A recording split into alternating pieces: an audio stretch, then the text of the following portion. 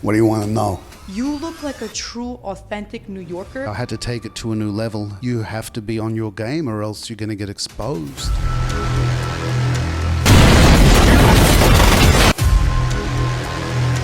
Here's the story. Don't feel any pain, you just pull the trigger from a distance. Find it!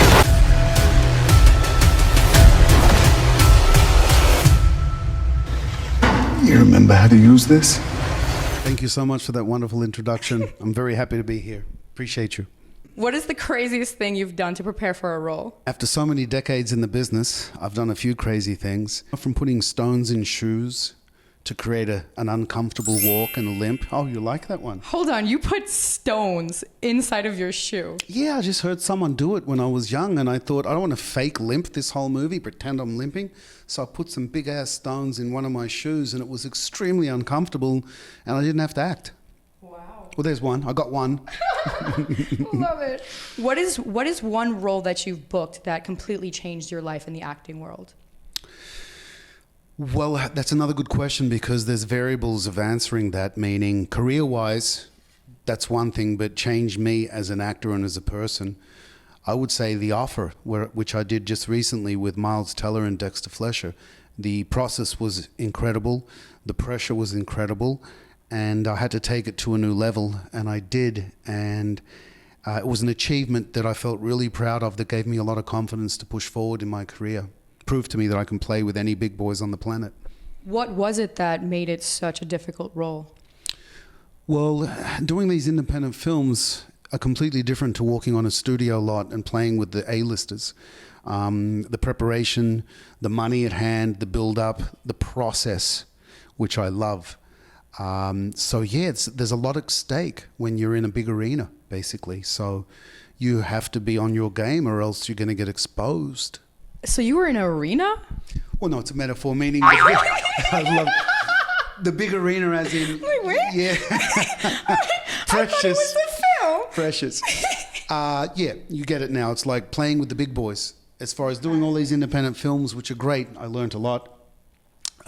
You work on your craft, and then you get to play in the big arena, so to speak, which is the studio stuff with the A-listers. It's a different ballgame. It's so inspiring, and I want to show our viewers here that anything is possible, because you came from, where did you come from? You're not even from LA. No.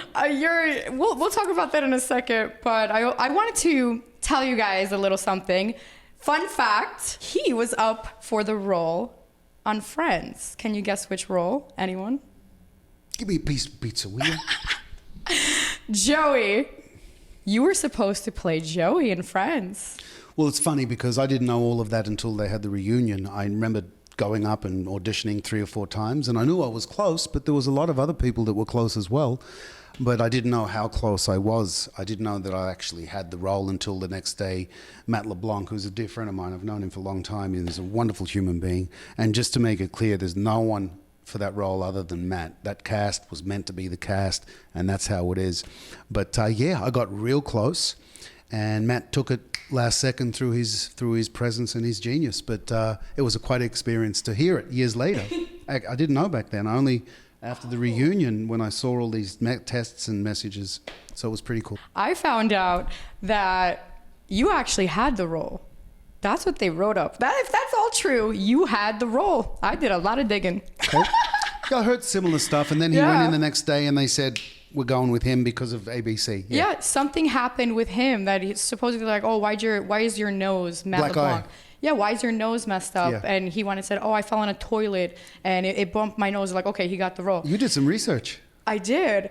It's just so crazy how something could be yours and it could be taken, but in reality, it was never meant to be yours. It was never meant to be yours. And I like to look at everything as a learning lesson, and it's just not your path. I think that you were meant and destined to create film and do other things in the world. And I see you winning your Oscar. I see so much happening because I've watched your film. I watched your acting, and it is so authentic and so genuine that it's very hard to match up to. So anyone who plays opposite you, they got to bring their A game. Thanks for that. That's nice to hear. Appreciate it, Athena. Yeah. How does it make you feel knowing that that could have been yours? The Joey thing? Like you said, doesn't bother me at all. I'm very happy with what's happened since then. And I openly admit that that cast was meant to perform those roles, and I had a different path in life and in my arts. And through that, I've achieved a lot of interesting things. I've traveled the world. I'm directing, I'm producing, I'm illustrating, I'm an oil painter. You know, I had a chance to explore a whole new world as well as the acting world. And I always say to myself, that would have been a different journey. It wasn't my journey, it wasn't my walk. Sometimes in life, we may think that we are going down a right path and, okay, this is the path for me, this is what I want. But then along the way, you end up doing something that you would have never thought or expected. And that was actually always meant to be your path. And but you actually did become a guest star on Friends a few episodes later. Yeah, well, that's a good story. And not many people know the truth behind that. But I got a call on a Friday afternoon and they said there were 4 guys coming in to audition for Joey's twin. So I was one of them. We went there and it was one of those auditions where they said, everyone stay. Because, you know, generally with acting, you go home, you find out a day, a week later. But they said, no, we're taking the winner right to set. So we all went in for the audition and they said, everyone go home, Louis Mandylor, you're going to set. Wow. So it happened like that. And it was just such a great experience for what people don't know. We had the curtain call for the episode. And Kevin Bright and a few of the other producers approached me as we were waving to the crowd. And they said, we have great news.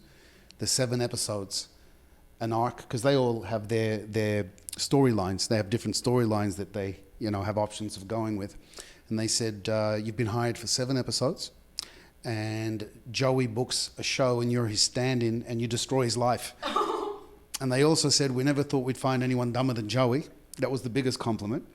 So I called my manager. The deal was getting set up. And then Monday morning they called and they said, sorry, Lewis, we've been after Bruce Willis for about 4 years. And he just made himself available, so we're dropping your storyline and we're going with Bruce. So I got bumped for Bruce. But it's another great story. Who gets bumped for Bruce?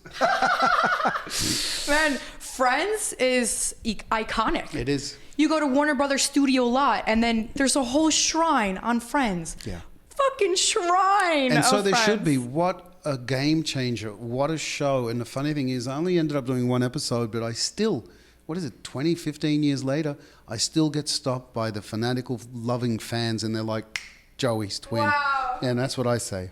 You know, I really commend you for how you chose to see the situation, because most actors, if anyone knows, they're very prideful, and it's like they're going to be very salty afterwards, and they're going to be very upset that they didn't get the role. Like, yeah, fuck this job. Yeah, who needs them anyway? But you're like, bravo, this is my friend. Yeah, these are my people. Just wasn't my path. That's it. Which makes you stand out from everyone else, which I love. And I'm sure that's what everyone else respects about you, and that sets you apart from the next person. Thank you for that. But I want to insert a little clip here. Let's watch Joey.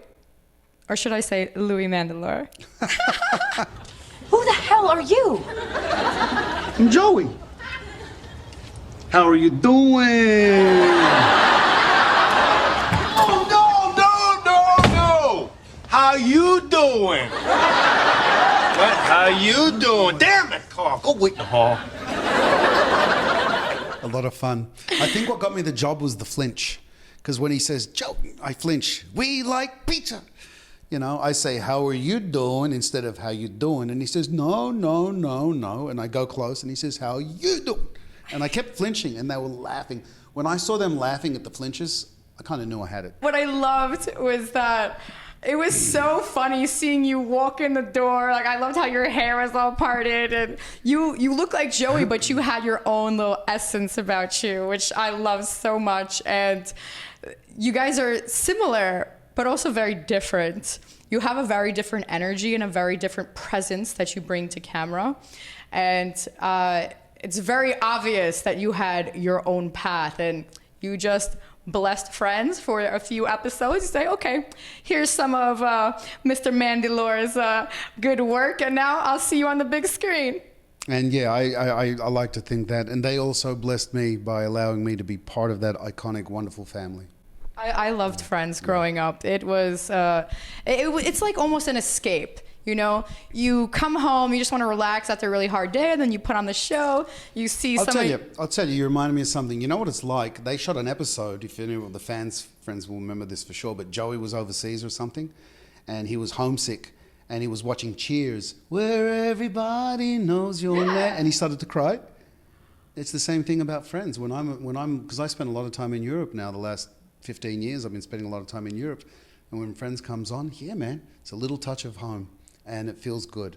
So I reflect on Joey's episode because Cheers was one of my favorite shows too. But yeah.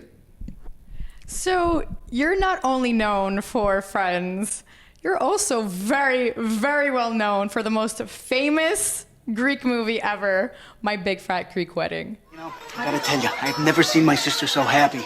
Oh. If you hurt her, I'll kill you and make it look like an accident. Hey, Ian, Jesus, look at your face. It's just a joke. It's just a joke. Good one. No, the good one is I got a gun. Yeah, I got a gun, and I swear I'll jam it right up your... Ian, I got you again. I got you again, Ian. How did you get cast for that role? Audition. Okay. Yeah, just an audition, and I got the gig.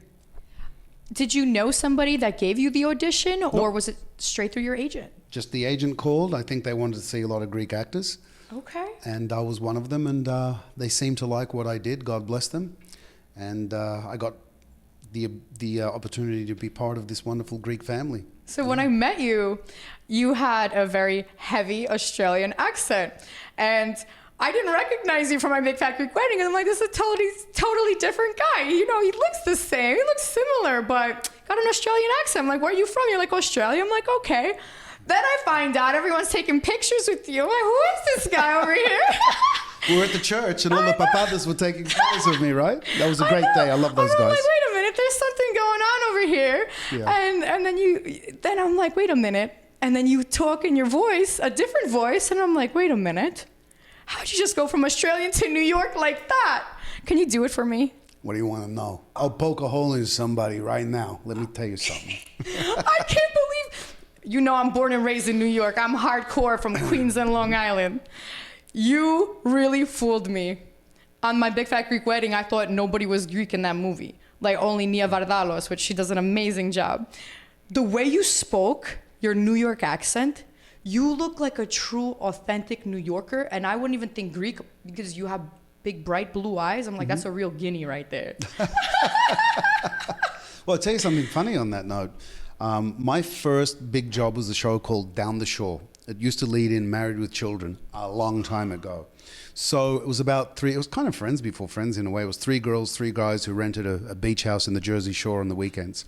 When I auditioned for the show, I was fresh off the boat, full on Aussie accent.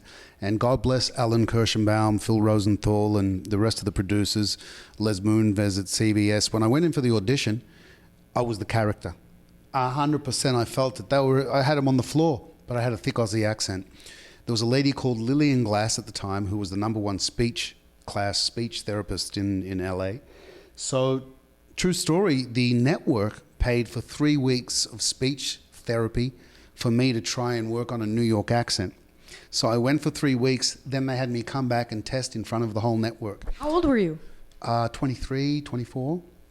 And then what happened was, when I went back to network test deal, and if you haven't done a network test deal, they don't do them anymore. The world has changed. But we used to walk in those rooms, and you had to have nerves of steel. The point of this story is that when I went in full New York, I did the audition, and as I was leaving, one of the network executives said, because the producers didn't tell anyone. They just said, nobody knew. None of the producers knew that you were from Australia. No, and they didn't know I had the 3 weeks speech classes. So when they called the network back in the studio, because the producers were one thing, but then there's another 20 people in the room, the studio and the network. And as I was leaving, one of them said, at least we found someone from New York. And I looked back and I thought, wow. What a compliment. Yeah, well, I did it. Bravo. I pulled it. And since then, all those exercises I still use to do different accents because they apply to any linguistic changes that you need. I'm really curious. Can you give an example of one of the exercises? Okay, let me try that. Well, my voice is a little fucked up right now. You're from New York, so it's different. But a lot of Australians have a little Maybe tight I'll jaw, reverse it. I need to reverse the New York, take the New York out of me a little bit. Don't do that. But it's good for loosening up the jaw. We say in Australia, we say jaw, going, coming, over, after. It's about loosening up and rolling your R's. That's one of the exercises, which, hey, that costs $50. Okay, so I want to know, what's another exercise? No more. No more! Come to the classes. You know what? You guys got to go to his classes. Do you know that he's actually holding classes in Greece to teach other actors how to learn his way of being genuine and authentic on camera? If you guys don't go to it, you know, if you're fine being mediocre, that's fine with me. More roles for Athena. Bravo, Athena. And thanks for the plug, by the way, yeah. I really want to know, since you're from Australia, how did you transition to coming to America? Well, at that particular time, my brother Kostas Mandylor became a very big, successful movie star with working with Russell Crowe on Virtuosity. He did Mobsters with Christian Slater, and then he booked an award-winning show called Picket Fences. Wow. So back in those days, I was a prize fighter. I was a boxer. My dream was at that point to become a world champion fighter. So he just did a movie called Triumph of the Spirit, which with the one and only Teddy Atlas, who I got to meet once or twice. What a man. And my dream was to come over and fight. So I came over. I spent 2 years in LA. I got a temporary contract under the late, great Jerry Buss and John Beirudi through my friend Eric DeConte. So they started having me go fight everyone in LA. So for 2.5, 3 years... You were a fighter in LA? Oh, yeah. I fought almost every young prospect for those 2.5 years. Wow. I gym hopped from Freddie Roaches, the Goosens, Paolina, blah, blah, blah, blah. I went everywhere, downtown to the jails. I don't like to brag, but fuck it. You won 14 shows. I did a little research. Oh, there you go. I lost a few too, but don't mention them. You won 14 big ones. That's all that matters. That's all we got to remember. And it's funny. It's a good segue. This is true. I was in my brother's acting class after 2 years with the late, great Janet Alhanti. And I was boxing every day, fighting for a contract. So John Beirudi calls me up with Jerry Buss back in the day, and they said, we have a fight for a contract on Sunday. You have to go downtown. You're fighting some Mexican dude called The Fixer. He was an ex-world champion, and he was a journeyman, and the way it works in boxing is you get tested to see if you can perform with the big boys. So this was Sunday. Saturday night, I'm in my little apartment, and an old dear friend of ours called Chris Stanley, who was part of Janet's class, comes to my house, and he says, what are you doing? I said, I'm nervous. I'm fighting The Fixer. He says, I'd be nervous too. There's a party in Malibu. The wonderful Mindy Marin, who was just starting her career at the time, was making a movie called Necessary Roughness. I'm not sure if you've heard of that movie. It was a pretty big film, a college football movie.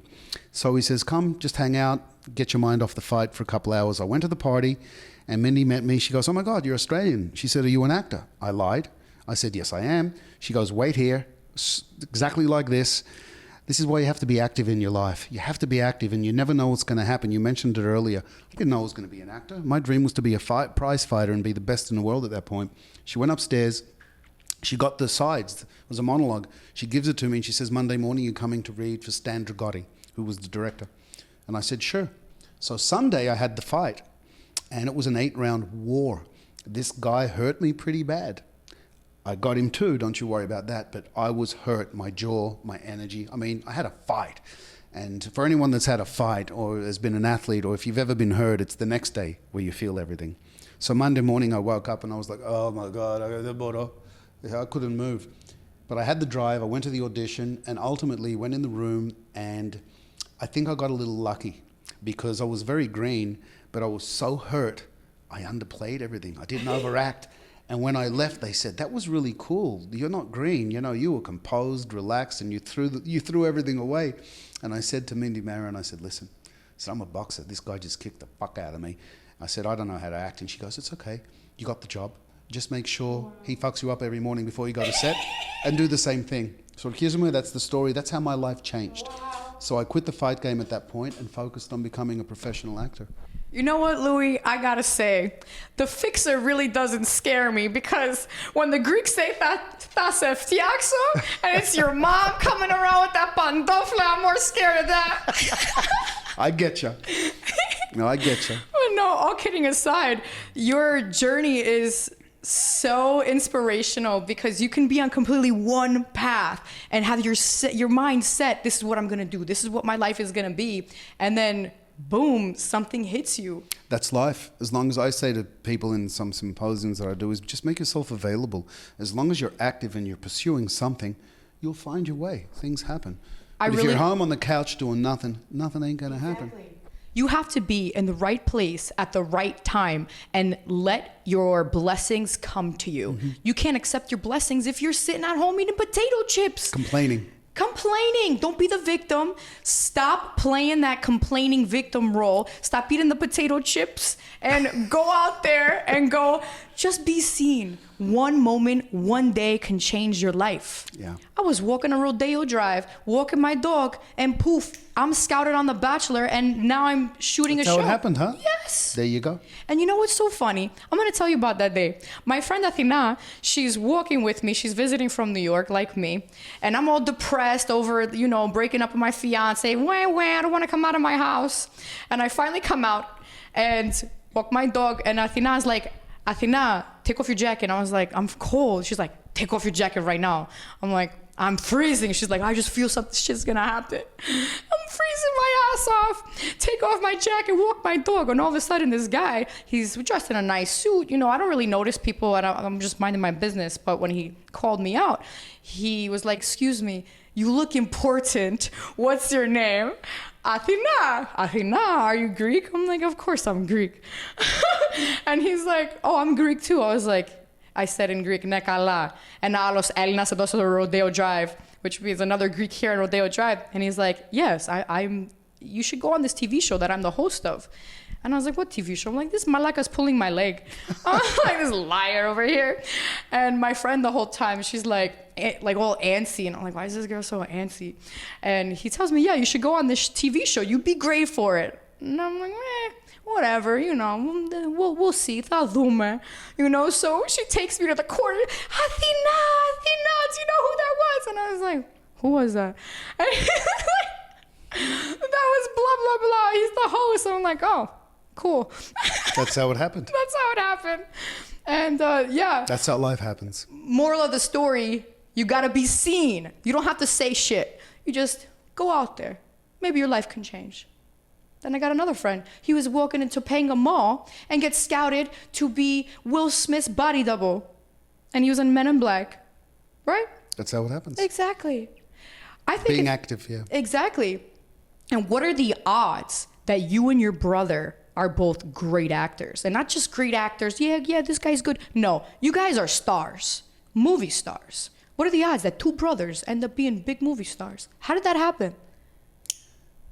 I have no answer. But he was, my brother Kostas, when he was working in those first years, I'm not sure how many people remember this, but he was voted you remember the People's Magazine, most beautiful actor in the world and all that? He won it 3 years in a row. Really? Yeah, I'm surprised you didn't win that. No, I was never that famous at that point. Still now, my brother had some very, very high profile work at the time, which put him in that bracket. But I remember Sharon Stone on David Letterman. David Letterman said, who's the hottest actor in town? She goes, there's this new guy, Kostas Mandylor. So he really got up there. Plus, he was a beautiful man. He was a model. Me, I was just smashing people's faces in for money back then. So I didn't give a fuck really. That's the truth. Now, this is my life. I care more than anything in the world. But back then, what did I care? For me, if I'm not creating and making film, I'm not living. It moves me every day to keep creating, making my own stuff. Because if you don't create what you want, you're just going to be working for what everyone else wants. And that's okay. Mm-hmm. That's all right. But in this industry, it's so difficult, especially since I'm new, up and coming. I can't depend on my big break. I can't depend on waiting to be discovered. I have to just make moves and do shit myself. What's good about now is for young filmmakers, for people like any artist, it's a different world. It's a digital world. People are making movies off a cell phone. When I came here, there was no phones. There was no videos. There was no internet. There was no cell phones. You just had to fucking go and audition in front of these casting agents. And other than that, you couldn't self-produce. You couldn't make a movie. There was no Instagram. It was a very different world. But now there's an ability for anyone, like you said. So there's no excuses. You can do a lot now with very little. So what is your piece of advice that you would give to someone who's just starting out? Exactly that. If you're an actor, study the craft, get an agent, get in a class. But there's more to it now. I like to tell people, why don't you shoot a short film? Pick an amazing story, gather your best friends who want to do the same thing, gather a writer who has some sensibility, and shoot something, make something, perform something. Short films now are changing people's lives. So it's a different world, and you have the ability to really achieve. It's really true. And you have to listen to people's advice. You know, we have a great actor right here. He's giving you good knowledge, 30, 40 years worth of work. Why wouldn't you want to listen? I'm not that old. Right? I'm just But why wouldn't you want to listen? You have the god of filmmaking in front of you. You have all these YouTube videos of people who go and give you advice. And people just sit and they binge on all this content and they nod their head. But do you actually go make moves? Go make the moves. Go change your life. One day can literally change your life. And preparation, keep preparing for that right moment. Correct. You may not have one moment, right? You may not have, okay, X and X date. You may not have that date that you're going to perform, but you got to be ready because that time will come. And when that time comes, it's going to happen overnight. They're going to say, I need you on set in 24 hours, or I need you on set in 2 weeks. And like, oh shit, I've been eating all those potato chips. Now I'm fucked. Now I can't get the role. You better be ready. That's why I look like this right now. I'm waiting for my opportunity. I know it's Kevin, baby. Let's have a little intermission, but we're done with this. Oh, actually, I need that one. My bad. I'll pick it up later. Okay, so today we're going to play Hercules, Would You Rather? Is he nervous? Would you rather be a director or actor? You can only choose one. Director. Ooh, that was really quick. Why? That's where I'm at right now in my life. Oof, okay. Yeah. All right. Would you rather eat souvlaki or gyros the rest of your life? What's a gyro? Okay, I guess it's a big souvlaki. Well, it's a gyro, right? But souvlaki for me. Now, the question is to you. In Greece, I realized up north and in Athens, completely different. Kalamaki is not a kalamaki, and a souvlaki is a kalamaki. Did you know that? I did not. Yeah. But you know, I'm going to tell you something. All right? I'm giving this free promotion over here just because I love them so goddamn much. Souvlaki King in Astoria, New York hits the spot. And I'm going to tell you why. All right? Because it's nice and juicy. It melts in your mouth. You know, I don't like no dry chicken. That's nasty. Nothing dry. You got to have it juicy. And then on top of that, it's even better than Greece. And I'll tell you why it's better than Greece. You know me, Elena. But Greece, everything's so tiny. It's so small. What am I going to do with that little thing? I want a nice big souvlaki, you know? Well, since you did that, I'll give a plug. My man Thanasis in Monastiraki, the best kalamaki. I like them on a stick.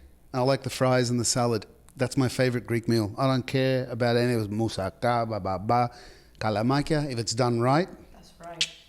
Oof, and you put I'm starving. Oh my God, you're making me hungry. I started it though. Okay. Would you rather explore space with Neil Armstrong or travel to Rome with Julius Caesar? Rome with Julius Caesar. Why? Julius Caesar? Okay. Rome? You know, Back in the day? Hey. I gotta tell That's you. where I'm at. I can so see that for you. I saw a really great movie. I don't know if you've seen it. It's called Napoleon. And it was amazing. You enjoyed it? I did. I truly did. And the whole time, all I could think was, I'm like, this is great acting. This is a great movie. But damn, I can so see Louis Mandylor playing this role. Appreciate that. Yeah, because you got this strong presence. I can't wait to insert all these little clips so you guys can really watch the acting. Was that him?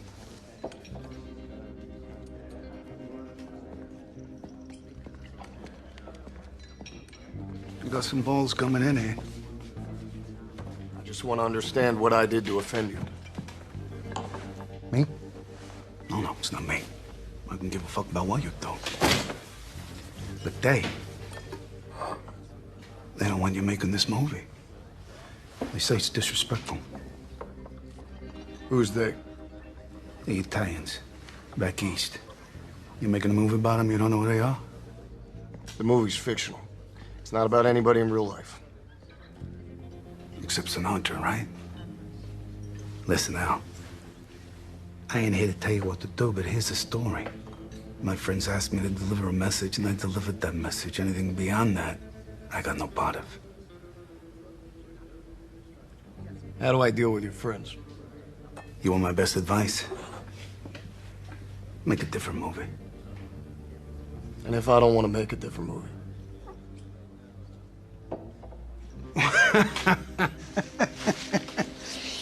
Oh, well.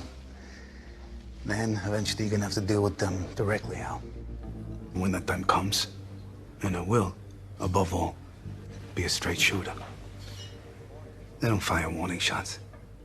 I'm like, okay, I need to study that. You're fucking great. I need to study what you're doing so I can do the same for my own roles. It's not just, okay, looking up to you. It's more like, how can I learn from this person? Well said. Would you rather live in the Matrix or enter dreams in Inception? Dreams in Inception. Oh. Should I ask why? I don't know why. It just sounds better. Sounds Okay. cooler. Would you rather fight with Billy the Great, Hope from Southpaw, or fight with Rocky Balboa? As in, have a fight with them? I'll take the first one. I think I can beat the first one. Oh, okay. Well, then which movie would you rather be in? Fighting. Fighting? You mean? Oh well, Balboa. Come on. Okay. I worked with Stallone once though. Really? Doing what? I did the last installment of First Blood, which was called yes. Last Blood. Yeah. Yes, I actually saw that on your IMdb. Yeah. Yeah. How'd that slip my mind? Yeah. He was. Yeah, he's the best. He's a legend. How was it working with Stallone on the film? Oh, well, I only had a 1 day's work with him. I did the opening of the film, but he was amazing. He's a legend. Would you rather be thrown into an island with the Teenage Mutant Ninja Turtles or thrown into an island with the cast of the Hunger Games? Cast of the Hunger Games. Ooh, okay. I'm feeling that. Yeah. Would you rather live in a zombie apocalypse or a post-apocalyptic world? Zombie apocalypse. Okay. Would you rather do comedy or drama? Either or. I only have to pick one? Yeah, you can only pick one for the rest of your life. Oh, drama. Man, that's a hard question for me too. Yeah. I'm like, how am I going to answer this? Shit, good thing it's your question, not mine. Right? Not easy. Would you rather watch The Mummy or watch Lara Croft Tomb Raider? Neither. I'm not even going to ask why. Would you rather watch a sporting event or watch a romantic movie? Sporting event. You're like, fuck yeah, fuck that romance. No, I love romantic movies, but Okay. I can only pick one. Only a real manga. Okay. I'd rather watch the UFC all day long. Okay. It's a guy thing. Would you rather have... Who made this question up? Would you rather have to sit on someone's lap every time you're watching a film or have to sit on the floor with no pillows? Floor with no pillows. Why? I don't want anyone next to me while I'm watching a movie. You want to focus. That's it. Would you rather be skinny and hairy or fat and smooth? Skinny and hairy. Tell me why. Because I can shave the hair and be skinny. Oh, that's a good one. I like how your mind thinks. All right. I like how yours thinks with these questions. So you have two really Greek parents at home. Most Greek parents, they say there's no way that my kid's gonna be an actor. You're gonna get a real job that makes you real money. Because you know how they are. My parents, they told me, dreams are just dreams. That's why we have them and that's why we're here. No, I don't believe in that. I believe you can have anything. But what did your parents say when both you and your brother decided to be an actor? My parents were pretty cool, especially my mother. Real quick, my father, after I started working in the industry for a couple of years, he says, "What are you doing?" I says, "Oh, I'm acting." He says, "What are you doing for work?" So that was my dad's mentality, which is true. I went, "What do you mean what I'm doing for? I'm acting." "Yeah, do you have a real job?" So my mother, on the contrary, when I was in Australia, she gave me the greatest advice. She said, "See the world, travel, experience, and go get it." And she's the one who sent me to LA to pursue my boxing career. You're She so said, "Don't get married, don't have kids, don't do any of that now. You're 20 years old. Go see the world, son." That came from a Greek woman? A Greek mom? My mum's a tiger. Oh my God. Yeah. Wow, you're so lucky. I am. She sent me on my way. She said, "Go see the world. What are you going to do here?" Wow. Go, and I love her for that. Do you regret not getting married as a boy? No. Oh, okay. All right. You have a beautiful career. Yeah. I love that. That's kind of where I'm at in my life right now. Married as a boy, why would I want to do that? To me, it just it's just a foreign concept. Well, for me, I want my dream more than I want love. I want my dream more than anything in the whole world. And I also realized that I'm so romantic that I end up getting so caught up and only focusing on my partner. So that's why I'm like, I got to be very, very dedicated to my craft and only laser focus on my dream and my goal. Like, I don't even want to think about kids till after I win my Oscar. And I say after, not if, because you make your own destiny. And I believe that anything is possible. It doesn't matter how many years it takes. I will do this till I die. Unless you have the right partner. I'll add that. I believe that if you have the right partner, which is a rarity, then it's an asset. That's tough to find. I got a piece of advice from someone once in Greece. He said, if you want to make it to the top, you have to do it alone, as far as a partner. But I don't know if I completely agree with that, because I do think that if you do find the right person that really believes and passionate, because I'm very fucking passionate. So if I find someone who's very passionate like me, and we both have the same goal, same drive, same motivation, that we're gonna go to the top together. But chances of that are very slim, and I believe that anything is possible, so you never fucking know. But yeah, I think that you just have to meet the right person who's in your field, I think. Yeah, I agree. I think that advice is incorrect. There's a quote that I never forgot. There's a reversal to every law in the universe. So that guy saying you need to do it alone, nothing's written in stone. There's a reversal to every friggin' law. Yeah, I think that's incorrect. I think there's no one way to do anything. I agree completely. I'm told so often in my life that it doesn't exist. It doesn't happen. You won't find this, Athena. You know, Athena, that's a needle in the haystack. Well, I'm the needle in the haystack. Why can't I find it? I believe wholeheartedly that I can create whatever I want in my life. And also to add to that, that's what I meant earlier. That's a journey of the individual. So even if you don't get that, you're going for it, which makes you active, and it puts you in positions for things to happen. That is brilliant. Very well said. So I feel it's the truth. It is the truth. And so often you have your destiny. And I also believe you create your own destiny and you're the author of your own story. You make whatever you want happen. And the thing that you were writing that you wanted to happen, maybe that wasn't completely it. And it just took you that different path for a specific reason, because that was actually what was written. And you created that yourself. If this is even making sense to you, it makes sense in my brain. No, it does. It's like with my boxing. I wanted one thing and I got another. But my activity created that situation and I had a decision to make. You also did soccer as a kid. I did, yeah. I was pretty damn good. You were huge in soccer, I saw. Yeah, I was pretty good, but I never committed to it, you know. I was a bit of a... We ran nightclubs and stuff, and I was never on my full game, but I was still kicking ass. And I always say to myself, just for 1 year, I wish I committed to show what I really, really could do. But I kind of fell out of love with that sport when I was a young kid. And that's okay.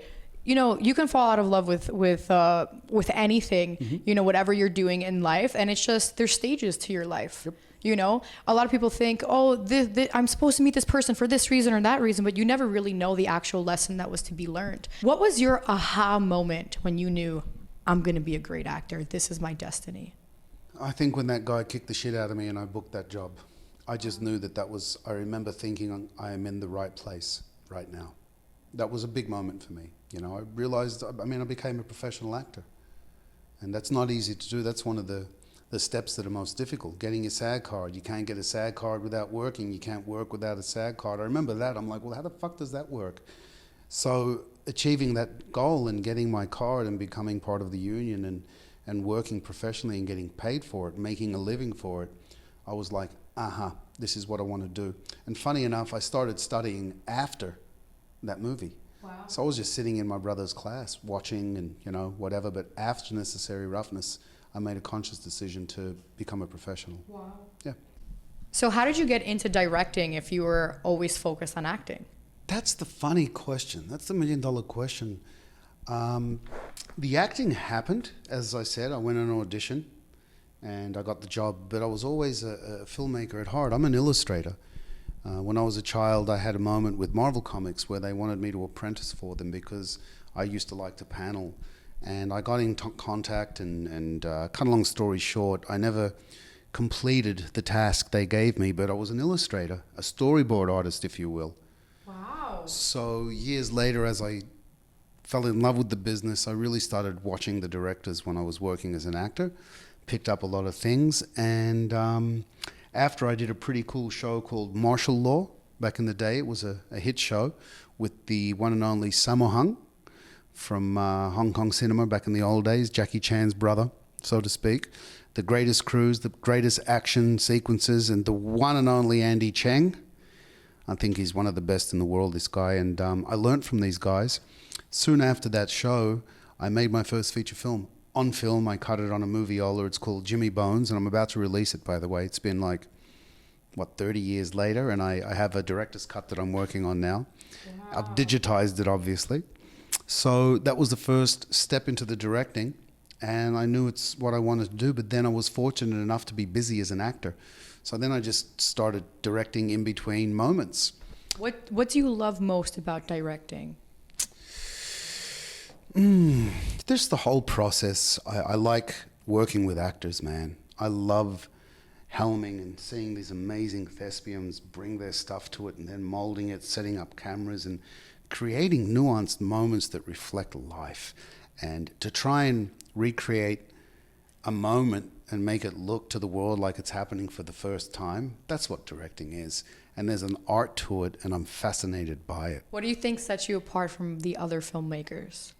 Well, look, I aspire to be as good as the greats. There's a lot of wonderful and amazing, talented filmmakers that I want to be like. But yeah, I separate myself from the bottom tier, no doubt about it. Preparation, passion, energy, knowledge, and spilling fucking blood out my eyes to make things good. Yeah. I really admire that, because that's exactly how I feel in anything that I do in my life, where I put my blood, sweat, and tears into something. And it's funny, you always hear people complaining how, I didn't get this, I didn't get that. And in my head, I'm like, how hard did you work? Did you put your blood, sweat, and tears into this? If you have a day job and then you go home and then you just hang out, like, no, there is no days off. You shouldn't be sitting down, hanging out. If you want this so bad, you got to be working your ass off, because the next person is working 10 times as hard as you are. So that's your competition, and you got to make sure that you match up and you just keep working hard for what you want, and you make it happen. It's true. Like nowadays, in between working, I'm constantly watching movies. I'm studying directors' choices, and a big thing is for me is Japanese animation. From when I was young, it's where I get most of my ideas for coverage from. That are a little different, make things a little different.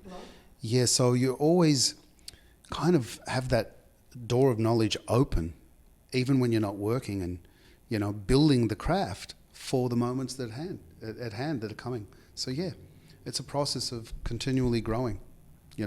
All right, so now we're going to do Medusa's Truth. You're my go-to on the look, by the way. We are ready for it. Okay, but Medusa's Truth. You have to be completely honest. Okay, let's go. What does the word malaka mean to you? I find it offensive. Growing up in Australia, it had a different meaning to the Greeks in Greece. They throw it away every 10 seconds. And when I'm with Greeks from Greece, I get it and it's fun. But I personally don't like to say it, because it has a different meaning. You said that to me in Australia, you'd have a problem, Yeah, it just was different to me. So what does it mean? It means you're a fucking idiot, doesn't it? Am I allowed to swear on your show? Yeah. In case that gets edited, it means you're an imbecile, right? Yeah. Yeah. Wow, no one's ever told me that before. Because, I'm around these Greeks. I never said malaka before until... My back goes up. I'm like, enough, Wow. Yeah, we say it all the time. Yeah. Well, not really we, Yeah. Everyone in Greece, malaka, and there's so many different ways to say it. It's kind of funny, and when you're with real Greeks, I get it and I go along with it, but at some point my back goes up. For those of you who don't know, malaka, everybody knows that word, because every time I meet somebody, the first thing that they say is malaka, malaka, whatever. Everyone knows that, because that's the first word you teach somebody. But I never actually spoke it in my household growing up. Nobody has ever said it. No, we didn't. Yeah, I didn't get exposed to that word till I went on the TV show for 6 months. And I was supposed to be filming for 3 months. I ended up living in Greece for 6 months. The amount of cigarette smoke and malakas around me Well, saying the word malaka. Well, I get paranoid. After the 10th malaka, I'm thinking, is he joking or is he calling me a malaka? And I'm like, bro, I don't get it anymore. It's like, am I a malaka? Not a malaka. And that's how they answer. Am I not a malaka? Then it's a malaka to malaka. There's a little comedy for you. It's so funny. I was talking to my friend and in front of an American. I was talking to another Greek in front of a non-Greek. And then we were saying malaka a few times. Like, malaka, ne, hello malaka. And then the American guy is like, what's this word malaka mean? And I'm like, how do I explain this to a non-Greek? And I was like, it means eh. Is that what it actually means? I thought it means you're an idiot. Well, in my mind, it means eh. But correct me if I'm wrong. You can offend someone by saying you're a malaka. Well, it depends how you say it, just like acting. Okay, we're going to put an invisible person here. You could be like, malaka. Or you can be like, ela malaka. So, like, it just has different meanings. But yeah, okay, noted. Do not say malaka around Louis Mandylor. No, it's fine. It's just that, you won't get it back. No reciprocation here. Yeah. How do you deal with people who just need to be set straight? As you get older, you get a little more forgiving. And I try just to avoid them nowadays. I try to avoid them, but, in all of our lives, there comes a time where you've got to make a stand and stand up for yourself. So, I used to get really upset when people would offend me, and it used to make me so angry. But then I realized it would affect my own life until I realized the one who remains calm has the power. And that's my motto at this point. But there's some times where people just deserve it. It's the reversal in every law in the universe that I said before. Yeah. It's always good to take the high road, but sometimes... What can I tell you, right? Sometimes... That's what my dad used to say to me. Which Because means if you don't do what I tell you, I'm going to smack you one. Because here's the thing. If you let people walk all over you by sometimes staying silent's good, but then other times, if someone keeps poking at you over and over and over again, you got to let them know, like, you got to stop. And you gotta say it in a way where, like, bro, chill, like, this is too much. Okay. What does the word loyalty mean to you? Without loyalty, you have nothing. And loyalty is hard to come by. For me, if you're loyal, like really loyal, you have me for life. Like, you gain my heart for life. Because so often when I love somebody, I'm not talking romantic, I'm talking in general. When I love somebody, I love you with my whole heart. So I will give you everything. And that's my loyalty. That you need something, I'm going to be there. You're going through a hard time. You can't pay me right now, but I'm loyal to you. I'm going to still work for you for free because I fucking love you. And I know that this is a hard time right now. I know that you're going to repay me one day. I know that this is all, this is repay me in loyalty back, basically. Mm-hmm. And so many times I see that there's tests. There's tests. And you think that someone's so loyal to you. And when you really need someone, you really need them there, they're not fucking there. When my mom was dying, right? Everybody around me said, whoa, I love Thea, I love your mom, she's the best. Now my mom's dying in the hospital, it's Easter. Who shows up on Easter dinner? Nobody shows up, that's the loyalty. For me, I don't gotta talk to you for years, but I'll still be loyal to you. You need me, I'll be there even if I haven't heard from you in 5 years. And it's so rare to come by loyalty, and that's why real recognizes real, and I see a loyal person very quickly these days. Sometimes I could be fooled, but when I find my loyal team, I make sure to keep them close to me, and I will always be good to them no matter what. When you first moved out here to LA, when you were in your 20s, what's the craziest dating story you've ever had when you moved out here? Dating story? Yeah. When you first moved, like 25, oh, 26. Boy. Well, one does come to mind, funny enough. I used to play soccer with Rod Stewart and the wonderful Lionel Conway. I played with the Exiles, and we used to go drinking at an old place called Tequila Willie's up in Manhattan Beach. I met this really cute girl one night, and she took me back to her apartment. And it was late at night, and I had like 5 too many whiskeys. Who hasn't here in LA? And this is actually a funny story. Young kid, and, we were hot for each other and whatever, and we get in, and, we're settling into her room, and it was pitch black, and I said I need some light, you know, and I went to hit the light, and as I went to hit the light button, she said, "Don't!"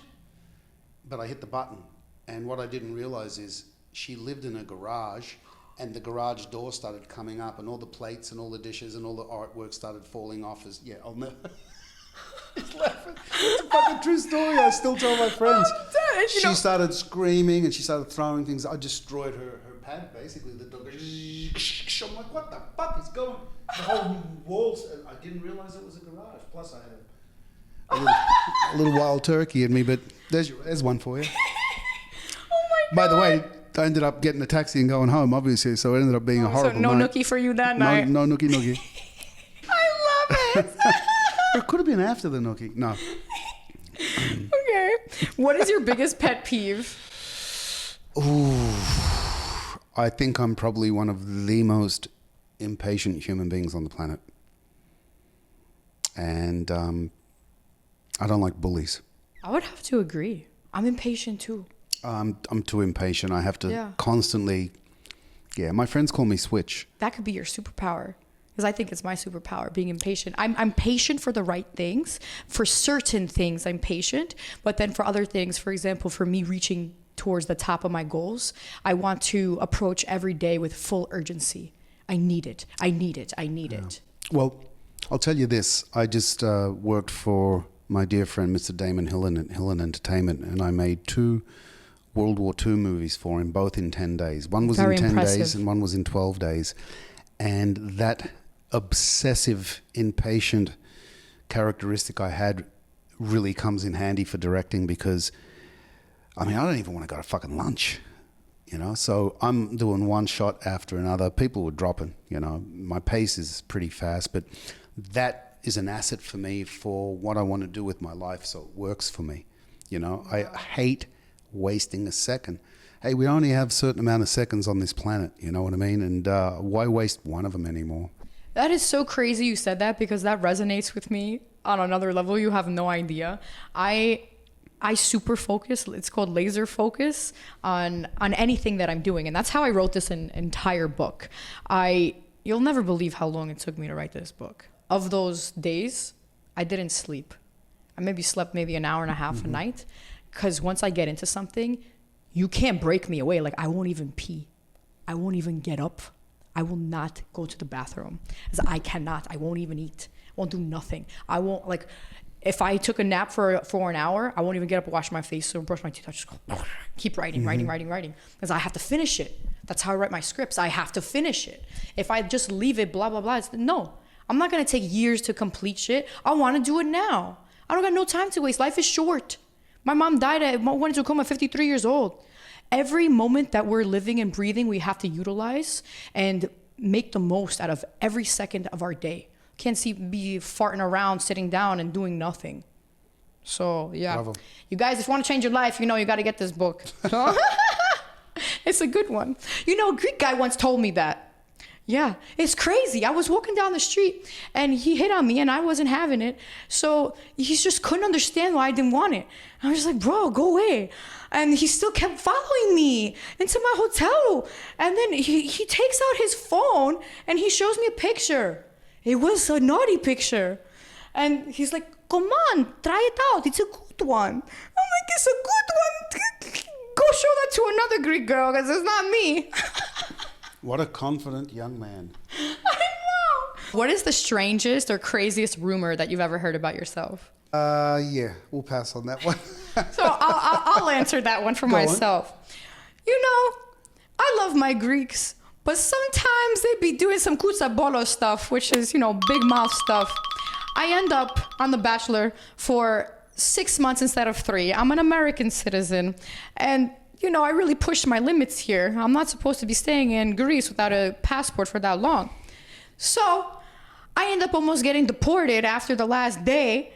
I send my ass back to America. I just win the goddamn show. I think I'm going to have the love of my life come back with me or stay and enjoy Christmas. Something. Katimazi. And then I get shipped off back to America with no man, no money, nothing. High and dry. It's fucked up. And then then to top it off, I go on Google, because I'm on Google every fucking day, okay, with these Greeks, with a new fucking story about me that's not true.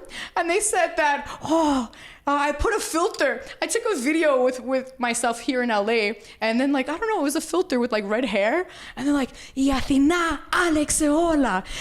Έβαψε τα μαλλιά της κόκκινο, είναι έγκυος έτσι γιατί έφυγε Ελλάδα.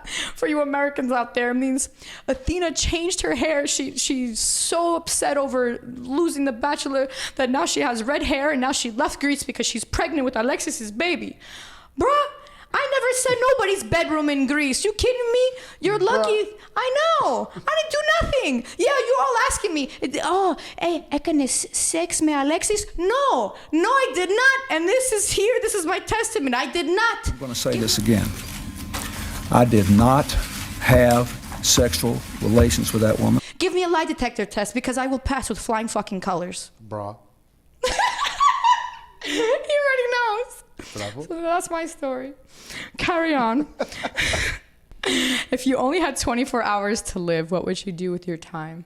You know, spend a little time making my favorite meal and saying goodbye to the people that mean something to me, I guess. Without trying to be a smartass, that's what comes to mind. Yeah. That's really beautiful. So what else do you do? I don't know. It's not much time.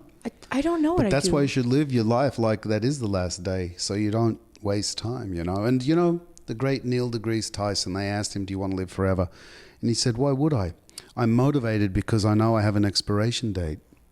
And I wake up every morning knowing that that date is slowly coming closer, so I try my best to achieve as much as I can before I expire. That's exactly how I feel. Exactly how I feel. Tomorrow's not guaranteed. We have to do everything that we want when we have the actual time to do it. Don't waste a single minute of your life. It's just too precious. I'm really curious to know, what do you do to prepare for a role? I've tried a lot of different techniques.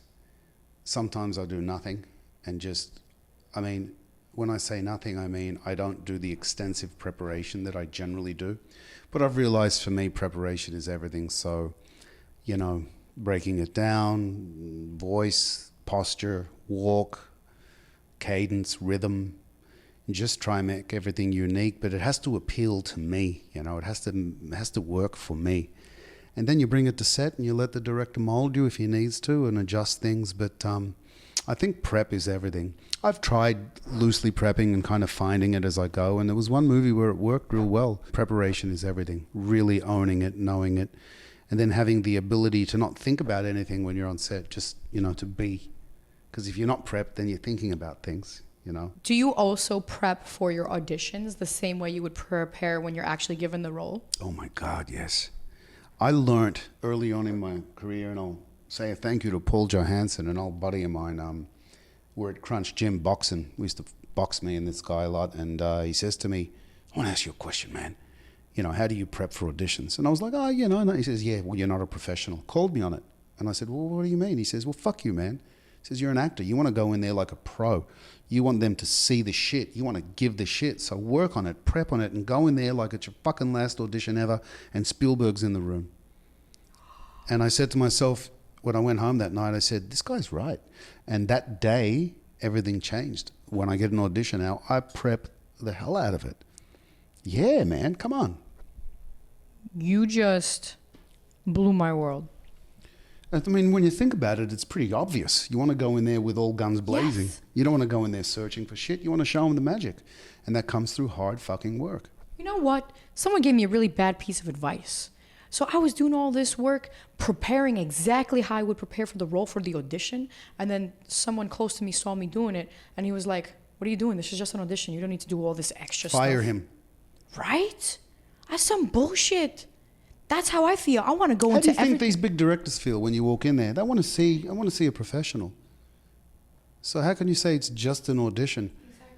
The audition is the be-all and end-all to getting the job. How do you feel about actors not being off book? Again, it's like, you know, if you're not prepped, you're just not a pro in my books.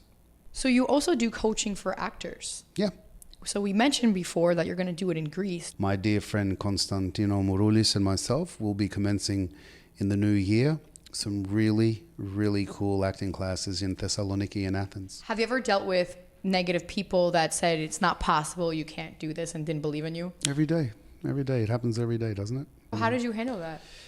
Well, when you, like I say, you get older, you learn things. When you're younger, it affects you. But if you have some guidance with good friends, family, fathers, mothers, etc., you learn that pretty quick. Don't listen to anyone. Just do your thing. But what happens when it's the people closest to you in your life? Well, then you make them not close to you. I completely understand that because I've done that. The people closest to me were the biggest naysayers, the biggest negative Nancy's What's in my that life. wonderful quote from the Bible? Oh, Lord, protect me from my friends, my enemies I can handle. Oh, hell yeah. I open one of my movies with that quote. It's a gangster love story in Australia. Yeah. I want to see that movie. What's it called? Jimmy Bones. Jimmy Bones. That was the first one I made on film 25, 30 years ago. Yeah. Oh, I can't wait to see it. Yeah. I love that. What's your favorite movie that inspired you to create your own movie? Wow. The movies growing up that just made me fall in love with cinema. There's a few. Papillon, Cool Hand Luke. I really like the Kurosawa era as well. That old cinema was just amazing. And I actually, on the last movie I made, I homaged his movies with smoke and silence and, just really got artistically, just took a real chance. And there's a couple of old movies. I could name off 100, but those are probably the most influential when I was a child. Cool Hand Luke and Runaway Train, Midnight Run. There's a bunch of great movies, but as a child in Australia, Papillon I loved because it was just so much silence and there was so much nuanced performance, and Steve McQueen was the fucking man, and Dustin Hoffman, etc. But if you haven't seen Papillon, it's a long movie, 3.5 hours, and I think there's 47 minutes or 50 minutes in the movie where not a word is said. Really? Yeah, that's a film. It's not your cliched over the shoulder, let's make it a fast edit. Nowadays, that's why I love Napoleon, 3 hours plus, and, Ridley's obviously a legend and one of the best. But I like it when not only the directors but the studios break the rules, man. I'm so sick of these cliched over the shoulder master shot. There's no creativeness. So when the movies take a chance, I think it's wonderful. Now, even if it doesn't work, it still can be really riveting to watch. Even if it's not the best movie you've ever seen, you get something from it that's different. Zeus's lightning round and we're done. Rambo or Terminator? Terminator. I would choose the same. What's your favorite food of all time? Kalamakia, my Mediterranean diet, and spaghetti. Mine is spanakopita. Is it? It is. I'm Okay. obsessed. I always wanted a nice pefera, Elinida pefera, to cook me spanakopita. And